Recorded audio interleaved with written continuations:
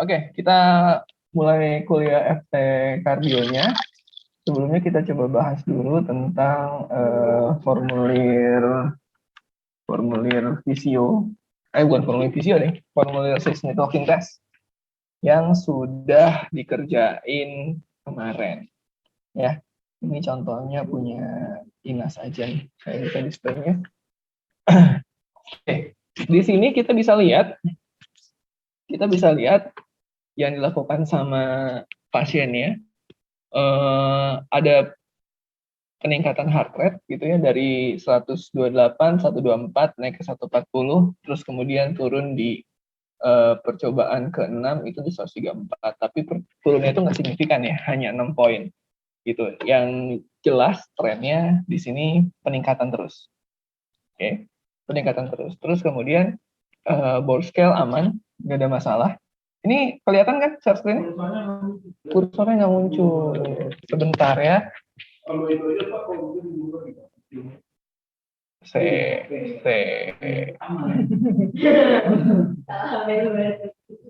Sebentar ya. Ini dari tadi masalah.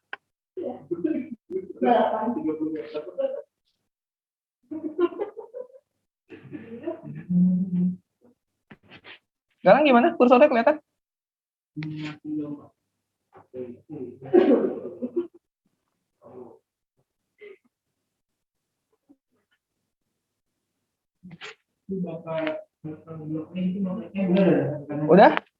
Udah kelihatan kursornya? Oke. Nah, jadi kita bisa lihat di sini heart rate-nya dari 104 sampai 134, percobaan pertama, kedua, ketiga, dan sampai ke-6 itu trennya kenaikan ya. Cuman di ke-6 ini turun, cuman nggak signifikan. Jadi peak-nya itu ada di 140. Intinya kayak gitu. Nah, terus dari 6 menit jalan, jarak yang bisa dihasilkan itu adalah 446,4 meter. Ya, jadi hampir setengah kilo, lumayan bagus gitu ya. Yang jadi masalah adalah di converting dari jarak ke VO2 max, dan kemudian masuk ke zona latihannya. Oke. Di VO2 max-nya kita dapat 30,076 liter, terus kemudian match-nya 8,6 match, ya, 8,6 match, terus kemudian zona latihannya di yang terendah, presentasi terendah 40% dari heart rate reserve itu kenanya 155 poin, sedangkan maksimalnya kena di 180 poin. Nah, peak si pasien itu sebenarnya ada 140. Ya kan? Artinya nyampe ke batas zona latihan terendah pun belum. Paham nggak sampai sini? Jelas dulu nggak sampai sini? Jadi heart rate-nya untuk nyampe ke zona latihan yang paling rendah yang 40% itu belum. Tapi di sini kesimpulannya masuk ke kategori vigorous berdasarkan angka ini. Dan kemudian dilihat dari match-nya. Nah, sebenarnya untuk menilai match dengan zona latihan itu adalah dua hal yang berbeda. Match itu kayak semacam nilai akhir kali ya. Jadi ada suatu aktivitas terus kemudian kita nilai akhirnya segitu, match-nya dapatnya segitu. Kalau zona latihan itu adalah heart rate yang bisa dicapai ketika kita ingin mengambil benefit paling banyak, itu zona latihan gitu. Jadi kalau misalnya kita ngelihat kesimpulan di sini, ini salah. Tapi penentuan zona latihan di sini benar atau enggak? Betul gitu. Nah, yang jadi masalah nanti berarti ada kesalahan di bagian VO2 max sama penentuan penghitungan match-nya. Gitu. Saya baru nge-sampling 4 formulir ya, dan 4-4-nya sama kayak gini. Ada yang berbeda nggak hasilnya? Cara ngitungnya ada yang beda nggak?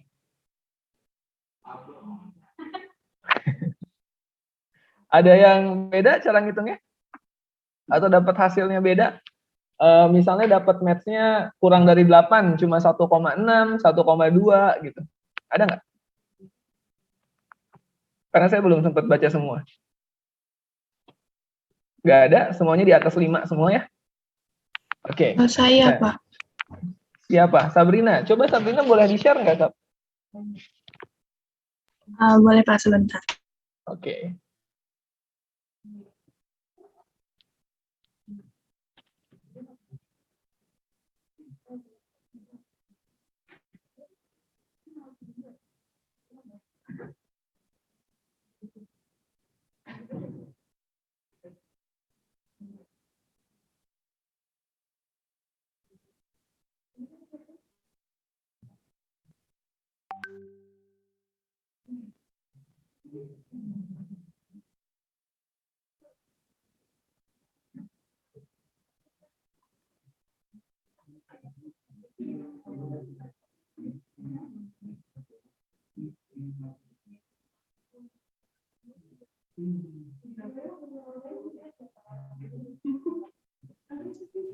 Pak, tapi saya di sini ngitung match-nya pakai MPH. Nggak apa-apa, Pak. Coba aja. Kita lihat hasil hitungan.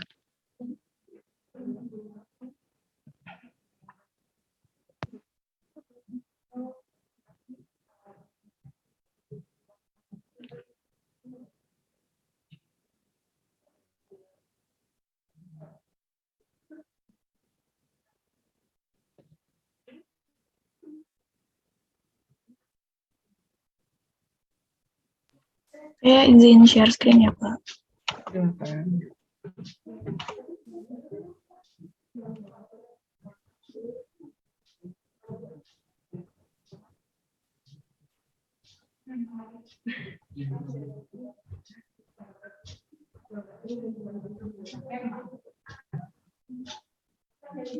Udah terlihat belum, Pak?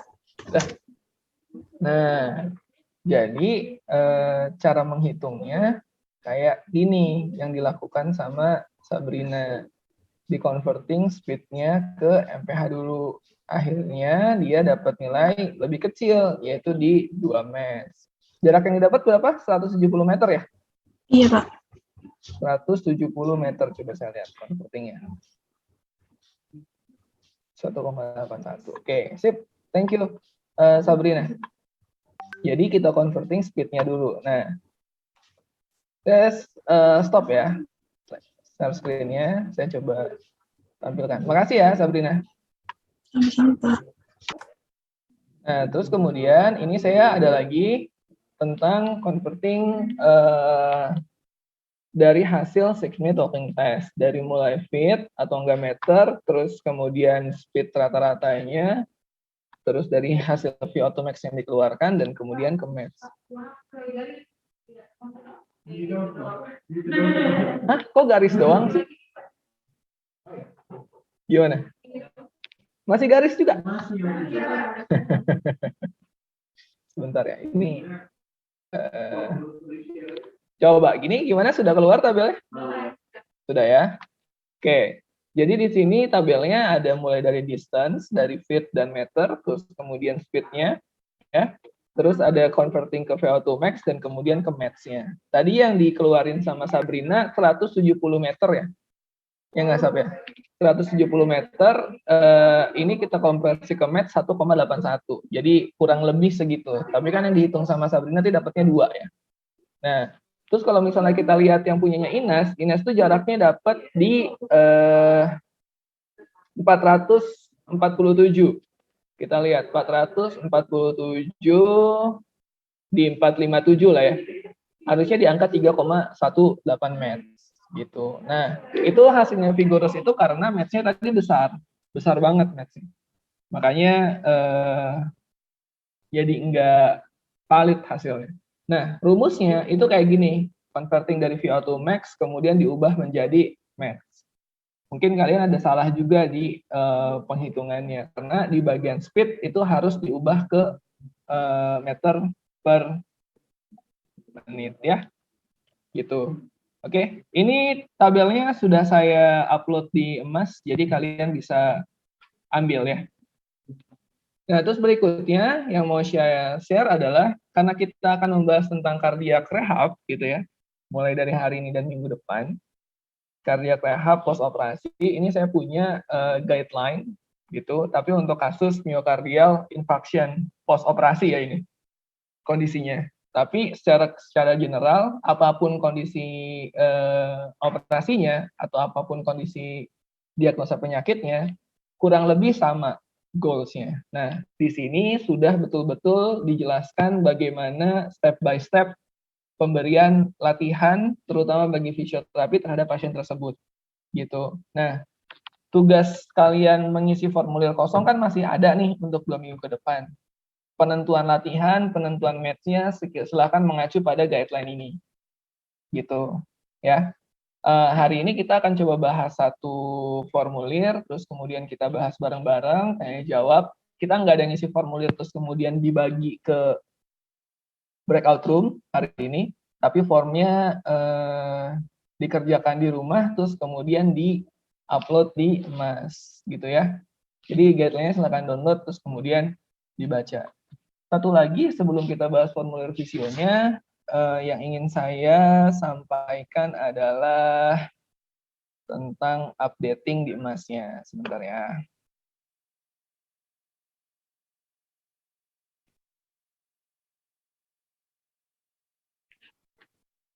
Mana Mas?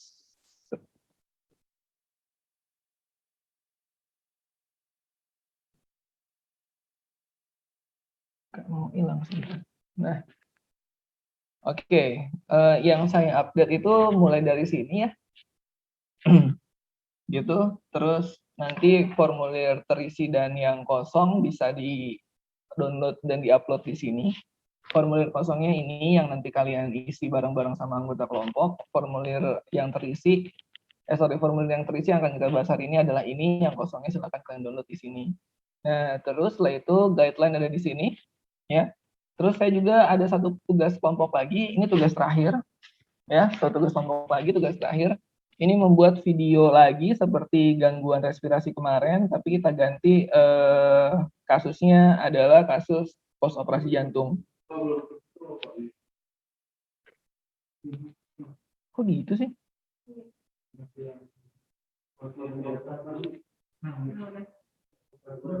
Udah ke scroll belum? Udah ya. Nah, di sini guideline yang tadi saya jelasin, silakan kalian download dan baca di sini. Terus kemudian video. Video ini saya bagi berdasarkan post op day 1 sampai 7, terus kemudian di 8 dan 9 ini udah masuk ke komunitas dan aktivitas sehari-hari. Nah, semua yang ada di sini pembagiannya itu tertera di guideline. Ya, jadi kalian tinggal menjabarkan. Di guideline mungkin tidak secara eksplisit tertulis harus from exercise, harus latihan resisten dan segala macam. Jadi dia cuma nyebutin satu metode dan silakan kalian kembangkan. Gitu. Jadi challenge-nya di sana. Nah, dikumpulinnya tanggal 5 Juni. Ya. Dikumpulinnya tanggal 5 Juni, terus kemudian tanggal 7 kita presentasi tentang apa yang sudah kalian buat di gangguan respirasi dan gangguan kardiorespirasi. Nanti random aja yang presentasinya.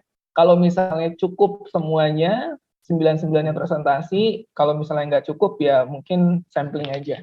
Gitu. Tapi saya harap sih cukup, karena saya nggak akan masukin materi lagi di tanggal 7 itu. Tanggal 7 kan ya benar ya? Sebentar saya cek kalender. Iya, tanggal 7. Tanggal 7. Jadi dari pagi sampai siang kita full aja presentasi tentang gangguan respirasi dan gangguan kardiovaskuler. Jadi randomnya mungkin ada kelompok yang membahas gangguan respirasi, ada kelompok yang membahas kardiovaskuler.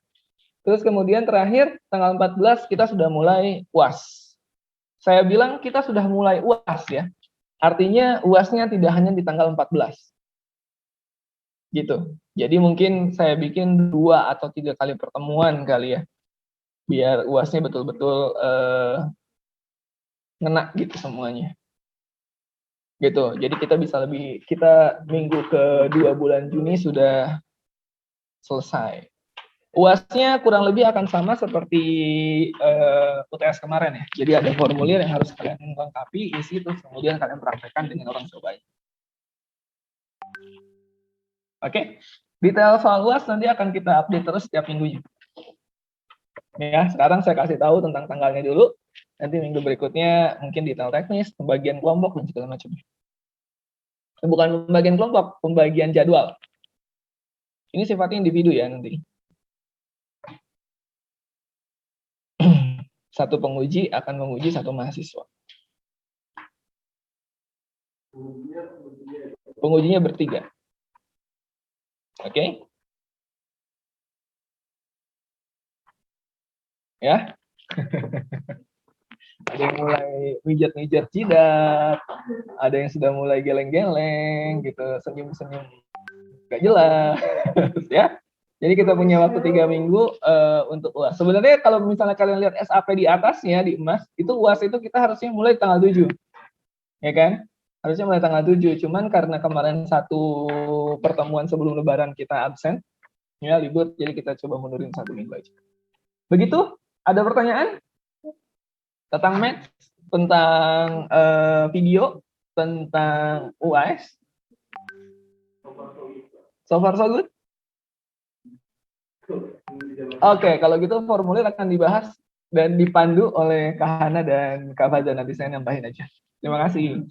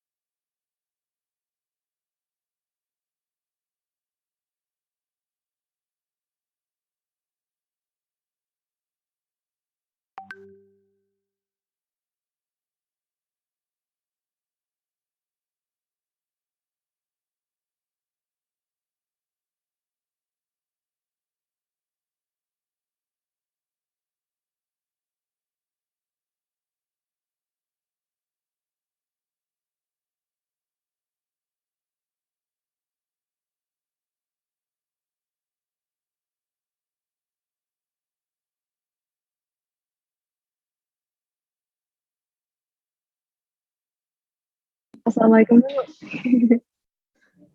Udah di. Waduh. Udah ya? Assalamualaikum warahmatullahi wabarakatuh. Udah kedengeran. Siang semuanya. Kedengeran nggak? Kedengeran sih ada suara. Ada. Oke. Share screen-nya udah kelihatan ya? Share screen-nya udah kelihatan belum? Adil. Udah. Oke, hari ini kita bakal bahas formulir fisioterapi fisioterapi kardiovaskuler. Oke, ini kita bahas untuk pasien pasca operasi ya. Untuk di sini POD 1 atau 1 hari setelah operasi. Nah, di sini kita punya pasien dengan nama Tuan RS, umurnya 42 tahun, terus pendidikan terakhir tamat SMU, pekerjaan wira swasta, hobi dengan olahraga renang, terus diagnosa mediknya mitral regurgitasi. Jadi ya, sebelumnya sebelum kita bahas lebih lanjut tentang formulir ini, kan tentunya kalian harus tahu banget nih tentang diagnosa mediknya nih. Jadi apa sih mitral regurgitasi itu? Ada yang bisa jawab nggak? Hah, apa Pak? Oh, ruangannya. Oh, jadi sebentar ya. Di sini kita dapat pasiennya itu di ruangan intermediate ward. Jadi kalau misalkan dirawat inap, setelah pasien menjalani operasi, biasanya akan masuk ICU dulu. Tergantung masing-masing pasiennya, ada yang cuma beberapa jam di ICU, ada yang sampai 1 hari lebih. Kemudian setelah dari ICU dianggap kondisinya stabil, tanda-tanda vitalnya udah stabil, dipindahin ke intermediate dulu sebelum ke bangsal rawat inap biasa. Jadi pasien kita kali ini adalah, kan dia POD 1 tuh, berarti habis dari ICU sedang di ruangan intermediate. Jadi intermediate itu masih dalam pengawasan perawat PJT. Kalau di RSCM namanya PJT ya, pelayanan jantung terpadu. Gitu. Masih ada perawatnya di dalam ruangan itu. Oke, kalau gitu tadi apa mitral regurgitasi, ada yang bisa jelasin kondisinya gimana? Karakteristiknya apa gitu, pengertiannya deh. Ada yang bisa jawab nggak mitral regurgitasi itu apa? Silakan. Ayo. Seingat kalian aja coba.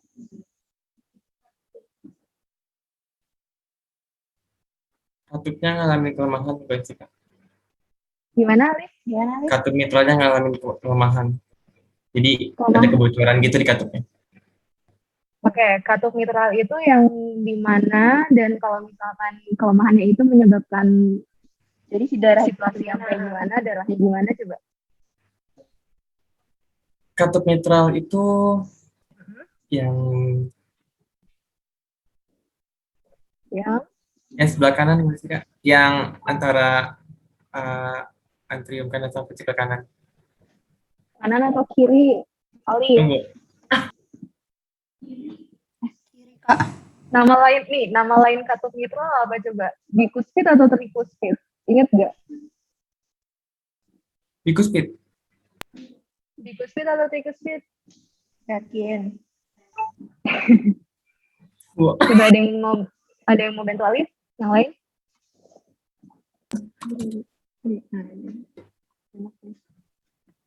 Guys, Itu nama lainnya bikuspid, Kak.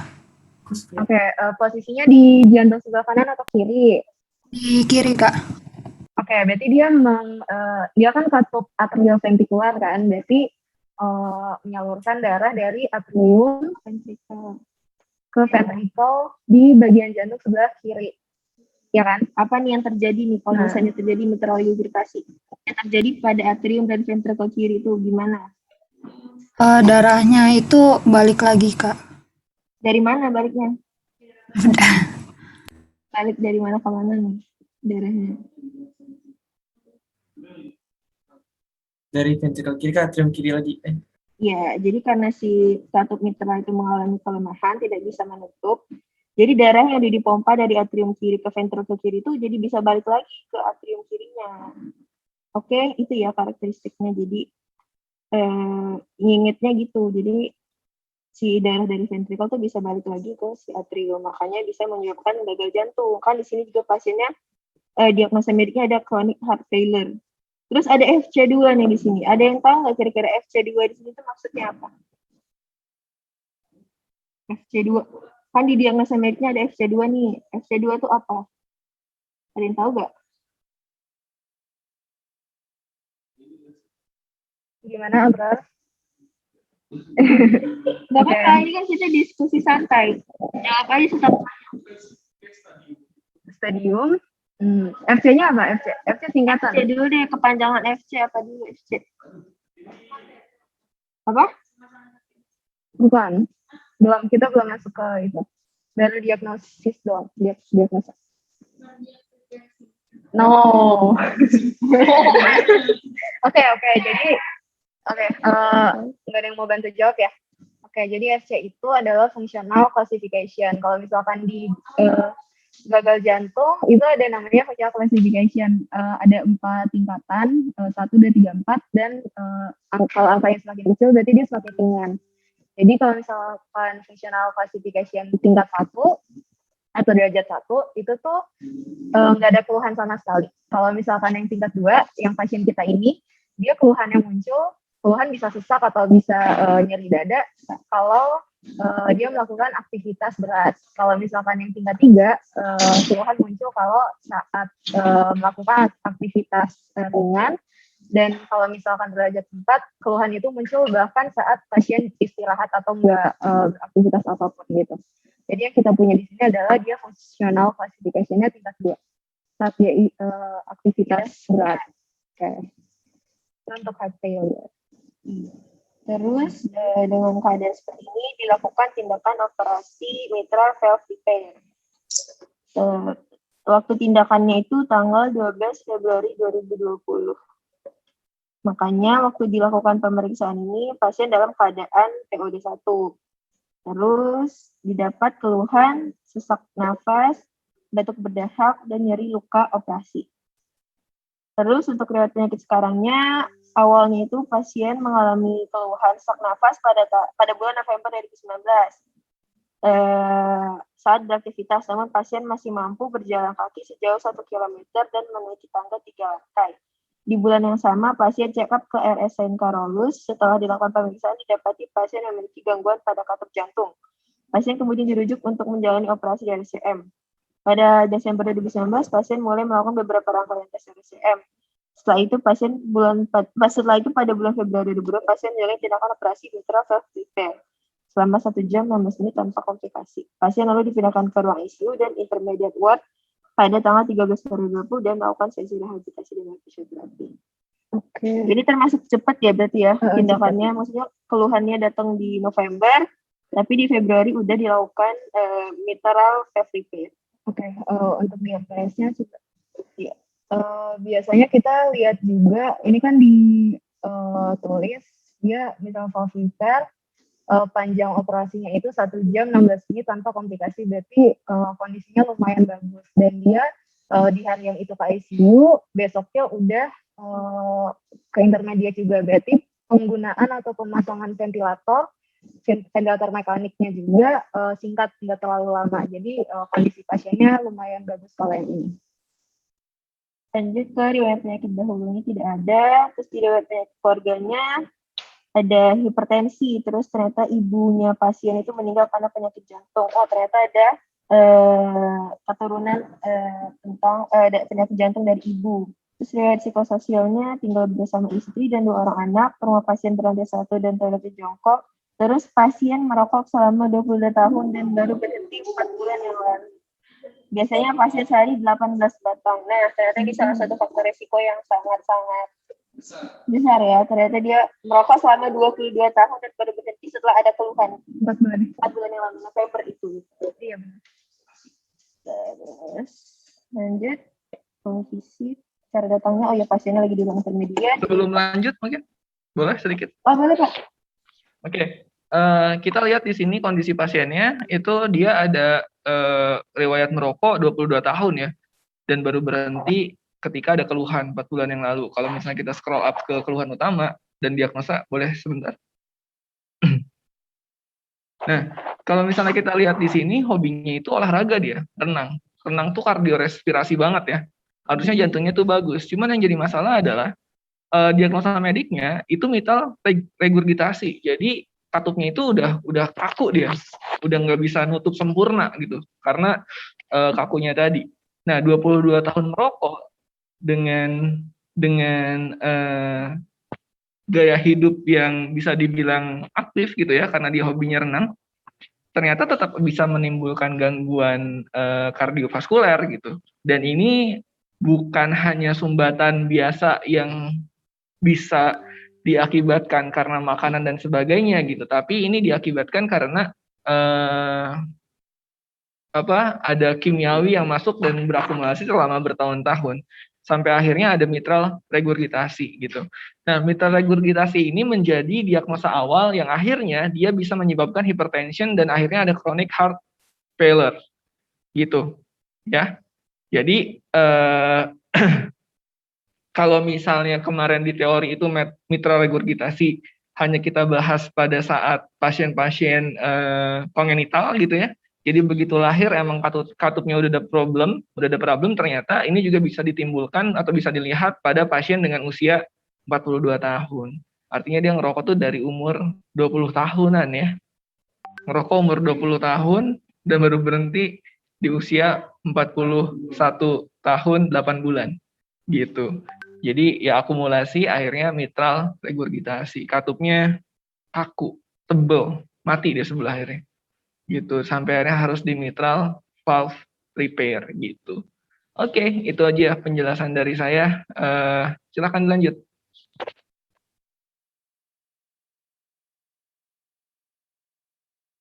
Biasa, terus ada kesadarannya, kompas mentis, kooperatif, tensinya juga termasuk normal, nadinya 68 kali, RR-nya juga tidak tinggi, 18, SpO2-nya 99%. Terus di sini status gizinya ternyata dia mengalami obesitas 27,8. Faktor resiko juga salah satu obesitas. Terus ada pemeriksaan khusus, inspeksi terpasang nasal kanul 1 liter per menit, terpasang sentral vena venus kateter. Ini bakal dijelasin oleh Pak Riza. Tadi kan Mas Fabi. Iya benar-benar. Iya. Oke. Jadi Bisa di zoom nggak? Minta tolong di zoom? Minta tolong di zoom di gambar. Iya, oke. Nah, jadi central vena catheter. Jadi ini bukan vena venus ya. Central venous catheter atau enggak central vena catheter. Jadi kateter itu semacam ada selang yang dimasukin untuk masukin obat, antibiotik dan segala macamnya. Jadi dia enggak pakai injeksi langsung ke area kardionya, tapi dia pakai selang tambahan untuk masukin obatnya. Nah, jadi si selang ini masuk dari luar ya. Jadi di luar itu kayak ada semacam selang masuk dari rongga dadanya, terus kemudian si selang ini masuk ke vena jugular gitu. Vena jugular itu kan nanti yang keluar dari jantung ya. Nah, dari sini diharapkan obat yang diinjeksikan dari lubang yang putih ini itu bisa langsung masuk ke area jantung. Dan ini sifatnya enggak permanen ya.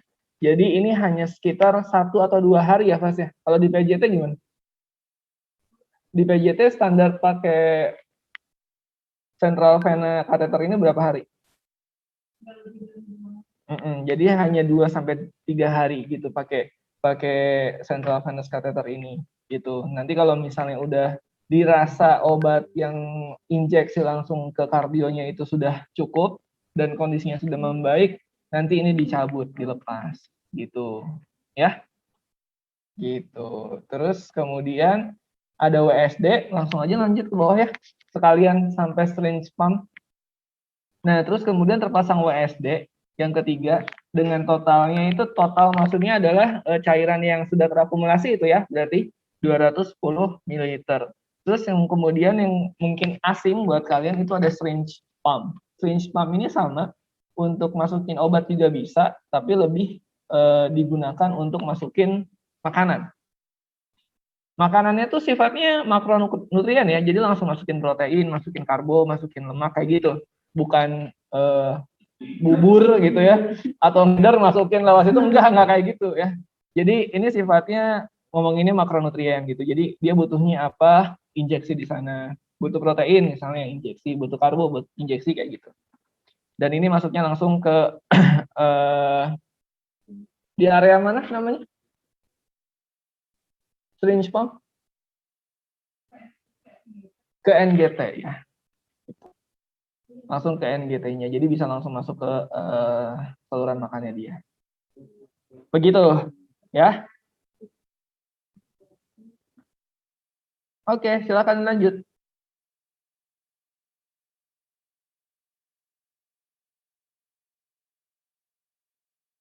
Belum di Oke. Lanjut. Untuk warna muka dan bibir normal, berarti nggak ada sianosis. Kemudian gelap cuping hidungnya. tapi di sini malah Belum ada dihapus ya ini. Oh, ada gelap cuping hidung. Kemudian untuk thoraxnya bentuk dada normal, pola nafasnya cepat. Kemudian di perifer, kita lihat di perifer jari-jarinya nggak ada kelabing finger, nggak sianosis juga. Kemudian nggak ada pembengkakan. Kemudian untuk batuk tidak efektif, sputum tidak terlalu banyak dan warnanya kuning. Oke, kita masuk postur. Diperiksa pada posisi duduk. Oke, untuk anterior head in midline, shoulder protraksi, sinistranya lebih rendah dibanding kanan, kemudian arm space-nya lebih besar yang di sebelah dextra. Kemudian siasnya simetris. Oke, nggak ada forward head. Kemudian ya sama head in midline, shoulder protraksi, simetris. Oke, untuk dinamisnya dia dari terlentang ke posisi duduk itu butuh bantuan 1 orang. Kemudian ambulasi belum bisa dilakukan. Terus untuk palpasinya Tambahan lagi, di depan. boleh? Oh ya boleh Pak. Sedikit ya tambahan lagi. Kalau misalnya kita lihat dari segi palpasi, ya pasien ini sudah bisa dipalpasi apa? Inspeksi. Dari segi inspeksi, pasien ini sudah bisa diinspeksi dalam posisi duduk. Artinya, biarpun dalam kondisi POD 1, ya baru banget keluar dari kamar operasi, ini kondisi pasiennya sudah baik. Sudah baik, dia sudah bisa diposisikan duduk. Karena ada beberapa pasien yang emang pada saat POD 1 itu sama sekali nggak bisa diubah posisinya, ya udah tidur telentang aja, paling di recline bednya gitu. Nah, terus kemudian kita juga bisa lihat dari transfer dari telentang ke posisi duduk dengan bantuan 1 orang. Artinya dia mampu diposisikan tapi belum mampu memposisikan diri. Ya, gitu. Makanya di sini dibilang ambulasi belum bisa dilakukan, ya. Tapi secara keseluruhan, kalau pasiennya udah mampu bertahan di posisi duduk, udah dalam kondisi baik nih, prognosanya lumayan terlihat cerah gitu. Monggo. Terus untuk palpasi dilakukan pemeriksaan gerak nafas, dapat hasil gerak nafasnya itu utero-oval abdominal breathing. Terus untuk kesimetrisan dada ternyata dari upper, middle, dan lower itu masih simetris. Posisi trakeanya juga normal dan tidak ada nyeri tekan. Untuk pemeriksaan nyeri gerak pada regio shoulder, elbow, forearm, dan sampai semuanya. Iya. Semua regio ternyata didapatkan nyeri pada regio shoulder sama regio shoulder aja. Ternyata ada nyeri sebesar 4, pas 4 pada regio shoulder pada gerakan ekstensi fleksi, abduksi aduksi, serta ekserotasi dan endorotasi. Iya. Untuk gerakan lainnya nggak ada nyeri. Kebanyakan dipengaruhi karena dia ada bekas luka insisi di median sternotominya. Jadi untuk gerakan di shoulder terutama pada saat menggerakkan ke ekstensi, abduksi, terutama untuk gerakan kayak retraksi skapula, horizontal abduksi itu pasien merasakan nyeri. Lalu ada manual muscle testing untuk semua regio dari shoulder sampai ke ankle. Ternyata MMT-nya terjadi kelemahan karena MMT-nya cuma dapat hasil 3. Ada penurunan kekuatan otot disebabkan oleh nyeri dan mungkin juga disebabkan karena pasien ini kan pasca operasi dan juga jadi stamina dan segala macamnya belum sebegitu pulih, jadi terjadi penurunan kekuatan otot. Dan ada pengaruh dari operasinya juga kan pakai anestesi. Nah, salah satu efek anestesi kan ada muscle relaksannya. Jadi karena ini masih POD1 juga, jadi masih bekas-bekasnya lah. Masih ada kelemahan ototnya. Sisa-sisa. Ini ROM-nya. Masih full ROM. Terus ada tes khusus pengukuran ekspansi toraks dari upper, middle, dan lower. Ada penurunan ekspansi toraks. Yang uppernya itu dapat 2 cm, middle-nya 2, lower-nya juga 4. Berarti terjadi penurunan pada middle dan lower ekspansi toraksnya. Karena yang upper masih termasuk normal 2 cm. Sedangkan yang middle-nya cuma 2, normalnya 3-5, yang lower juga cuma 4, normalnya 5-7. Iya.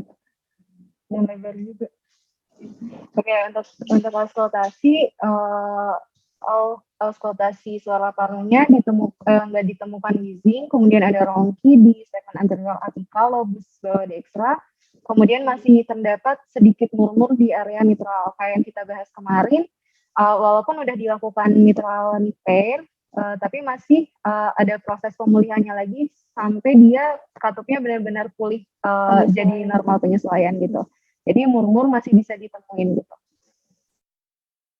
Lanjut ada pemeriksaan 6 minute walking test juga. Jadi dilakukan pertama kali pada tanggal 17 Februari. Udah nggak POD 1 lagi.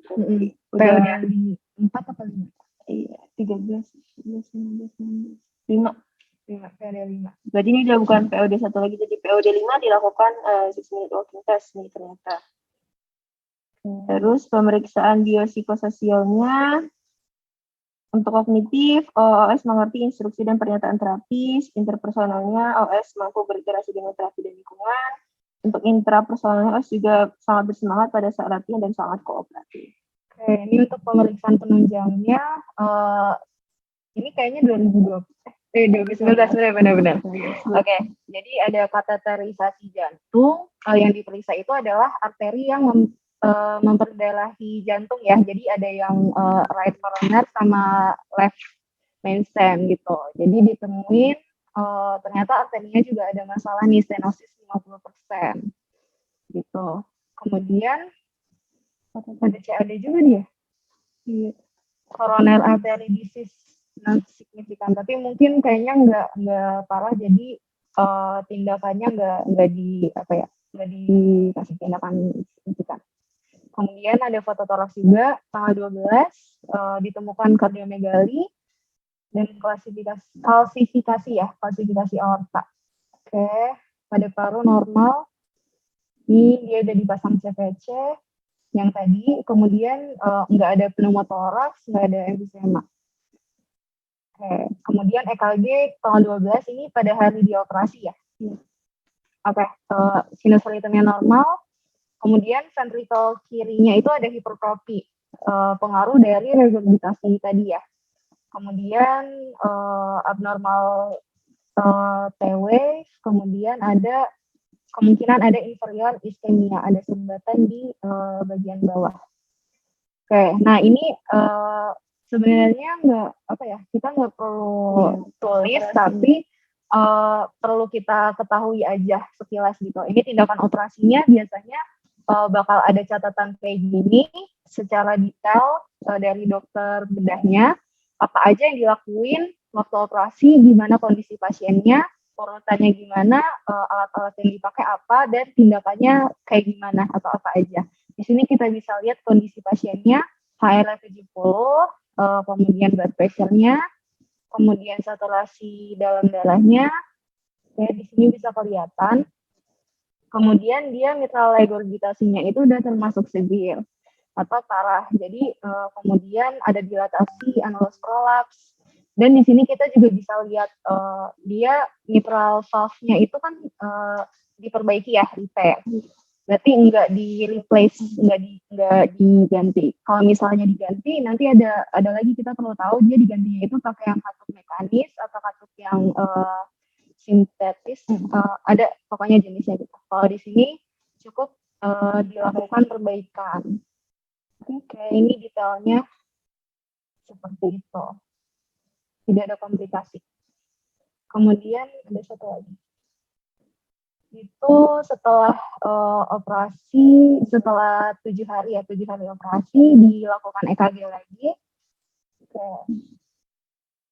Terus lanjut ke urutan masalah fisioterapi berdasarkan prioritas. Yang pertama itu ada impairment, ada sesak nafas, terus ada batuk tidak efektif. Ini hasil dari pemeriksaan yang udah kita lakuin semua tadi, diurutkan di impairment. Terus ada retensi sputum, ada nyeri gerak pas 3 pada regio shoulder, penurunan likup gerak sendi pada regio shoulder, penurunan kekuatan otot, serta menuruni endurance. Terus untuk functional limitation-nya ada berjalan, ke toilet, makan, dan berpakaian. Untuk participation restriction-nya tidak dapat bekerja dan pergi ke gereja. Terus untuk ICF-nya, sesak nafas itu ada di DM4400, ya kalian bisa lihat sendiri nanti.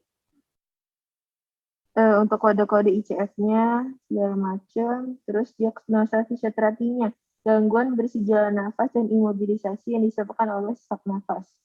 Batuk tidak efektif, retensi sputum, nyeri gerak bahu, penurunan likup gerak sendi bahu, dan penurunan kekuatan otot akibat post-mitral valve defect.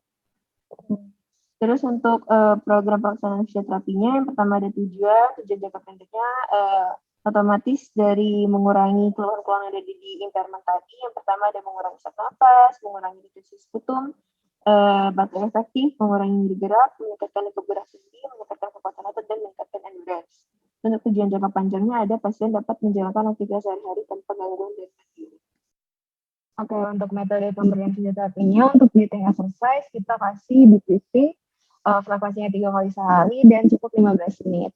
Oke, untuk tujuannya adalah untuk mengurangi sesak dan mengoptimalkan kembang paru. Kemudian untuk exercise-nya, kita bisa kasih assisted atau aktif room exercise. Kemudian kalau bisa kasih resisted tahanan minimal. Frekuensinya 3 kali sehari, cukup 30 menit. Oke, ini penting untuk mobilisasi sendi, kemudian mencegah adanya kelemahan otot juga, kemudian meningkatkan LGS, dan sebagainya. Sebenarnya perlu juga untuk ambulasi dini ya, tapi tergantung pasiennya juga, kondisinya memungkinkan atau enggak. Tapi early ambulation itu penting karena jangan sampai pasien udah jadwalnya harus pulang tapi dia belum bisa jalan atau bahkan cuma bisa di bed aja, kita nggak mau itu ya. Jadi early ambulation itu penting banget di rehabilitasi fase 1. Itu disesuaikan lagi sama si FC tadi, functional classification si pasien ini. Kan si pasien ini tadi ada di FC2, tingkat 2. Yang dia tuh tidak bisa dan mengalami nyeri atau kelelahan pada saat aktivitas berat. Jadi mungkin untuk early mobilization itu bisa dilakukan karena belum masuk ke kegiatan yang berat gitu. Jadi kayak untuk berdiri atau jalan di sekitar bed segala macam tuh udah bisa dilakukan gitu. Jadi nggak harus langsung ke hall-nya gitu ya. Jadi bisa dimulai dari misalkan sekitar bed atau jalan ke kamar mandi gitu. Dari jarak yang kecil. Ini uraian tindakan. Uraian tindakannya ini sebenarnya kayak tiap minggu gitu. Iya. Visiting aja. Sama ini evaluasi. Ini evaluasi, kebetulan kan pasiennya itu pasien TKA, jadi evaluasinya lumayan banyak. Dan biasanya tanda-tanda kalau misalnya untuk pasien pas operasi ini yang penting kita harus cek juga tanda-tanda vitalnya. Preposisi. Iya, ini mungkin cuma satu ya, maksudnya sebelum latihan dan setelah latihan diukur. Tapi lebih baik lagi kalau misalnya kayak setiap perpindahan posisi kalau bisa diukur. Tapi mungkin terlalu ribet ya. Jadi mungkin minimal sebelum latihan sama setelah latihan diukur. Atau selama latihan tuh tanya aja Pantau, gimana, ya? ada keluhan nggak Pak, pusing kah atau nyeri ke atas. Jadi kita lebih sering tanya-tanya pasien aja gimana keadaannya gitu. gitu. Sekian, mungkin ada yang mau ditanyakan. Oke, untuk formulir pasien operasi hari pertama, ada yang ditanyain teman-teman? Mungkin ada yang kurang jelas, atau mungkin tadi ada yang miss.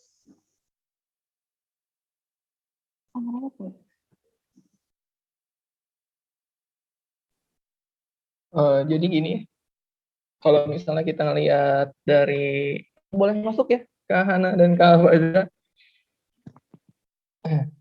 Jadi kalau misalnya kita lihat dari kondisi pasiennya, dilihat dari formulirnya ya, ini kondisi pasiennya baik ya. Saya boleh share screen dulu ya, saja. Nah, sudah kelihatan belum? Udah ya. Jadi kalau misalnya kita ngelihat dari pemeriksaan ya, mana ada nggak di sini? Oh, ada ya. Masukin dulu.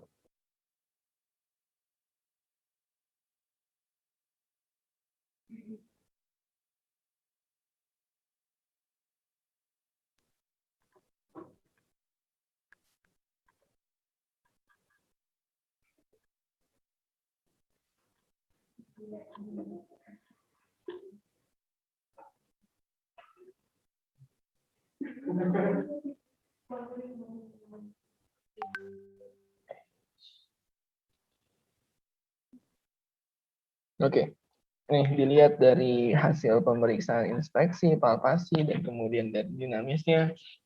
Ini pasiennya bagus banget, dia bisa diposisikan duduk. Ditambah lagi kalau misalnya kita ngelihat ke di bagian pemeriksaan ekspansi dada ya, ekspansi toraks dengan luka insisi yang cukup besar. Tadi kan sudah dijelaskan di pemeriksaan penunjang ya. Ada tahap demi tahap tindakan operatifnya. Kita lihat di sini bagian upper, middle, dan lower ini semuanya mengalami penurunan memang, kecuali yang upper, sorry. Tapi ini ada di batas yang cukup mudah untuk dinaikkan menuju normal. Artinya penurunannya itu dikit banget gitu. Di hari pertama pemeriksaan di tanggal 13 tadi. Cuman yang jadi masalah adalah di bagian sini, di 17 Februari 2020. 17 Februari itu kan POD 5, ya kan? POD 5 itu kan target match-nya 3 sampai 4 match. Kalau misalnya 167 meter kita konversikan ke match dari tabel yang tadi saya kasih, itu cuma dapatnya di angka bentar.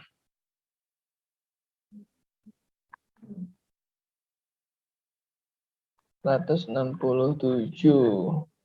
Dapatnya hanya di 1,78 met gitu. Jadi masih perlu setengahnya ke baseline minimalnya di POD 5. Terus kita coba lihat progresivitasnya dari evaluasi. Dari evaluasi sebentar.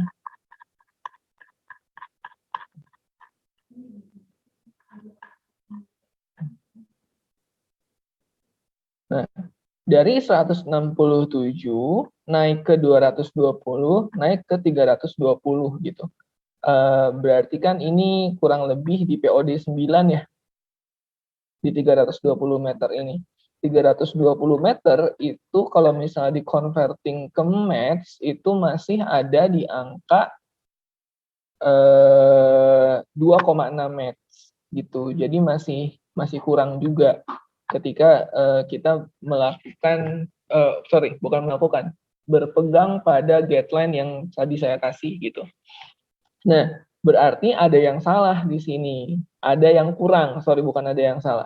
Ada yang kurang, yaitu tentang memberikan latihan di aerobic exercise-nya.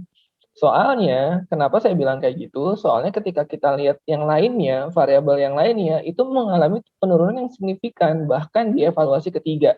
Kayak misalnya bore scale, dari yang misalnya awalnya 3 ke 1 ke setengah, sampai akhirnya evaluasi berikutnya langsung 0.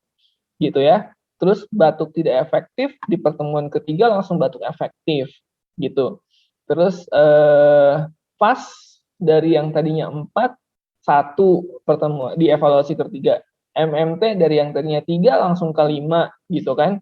Terus formnya juga udah mulai berangsur menuju full. Artinya semua program tadi yang diberikan itu sudah cukup bagus. Cuman ada yang kurang, ada yang miss dari perhatian, yaitu tentang peningkatan endurance-nya gitu. Jadi dari semua variabel, dari semua masalah yang tadi disebutkan di atas, ada yang kelewat kali ya, tentang peningkatan program dari si match-nya tadi, si endurance-nya itu. Padahal modal si pasien ini sudah cukup bagus gitu. Kondisinya sudah bisa diposisikan duduk pada hari pertama, terus kemudian ekspansi toraksnya juga sudah baik, biarpun mengalami penurunan di bagian middle dan lower gitu. Terus intinya kita kasih sedikit latihan pun itu akan memberikan dampak yang signifikan gitu ya. Mungkin kurang di bagian latihan aerobiknya sehingga target match-nya belum tercapai. Tapi ya biarpun demikian kita bisa melihat progresivitas jarak yang ditempuh dari mulai 167 naik ke 220 naik ke 320. Ini signifikan banget naiknya gitu. Artinya ketika kita konsisten dengan pemberian latihan aerobik, ini bisa jadi lebih baik gitu. Ya. Bisa jadi lebih baik tentang si aerobiknya itu. Oke. Begitulah formulir yang kita bahas hari ini tentang pasien dengan kondisi post operasi pada hari pertama. Ada pertanyaan? Ada yang ingin dibahas? Nggak ada? Nggak ada pertanyaan ya? Oke, berarti silahkan di download dan kemudian dibaca formulir tugasnya, terus kemudian dilengkapi ya selengkap-lengkapnya sampai ke uraian tindakan gitu, karena ini dibawa ke rumah soalnya ya, dilengkapi sampai uraian tindakan. Kalau evaluasi kan nggak usah karena memang kalian tidak melakukan evaluasi, terus kemudian sambil didiskusikan tentang pembuatan program videonya ya, dari POD 1 sampai POD 7. Nah, jangan lupa di setiap POD ya, ditentukan goals match-nya.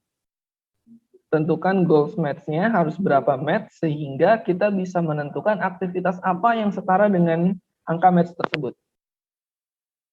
Ya, PO2 max harus berapa persen gitu. Oke? Ya, sudah pada ngantuk semuanya dari pagi kuliah. Masih jet lag bulan puasa lama banget dong. Oke, nggak ada pertanyaan? Tidak ada pertanyaan ya?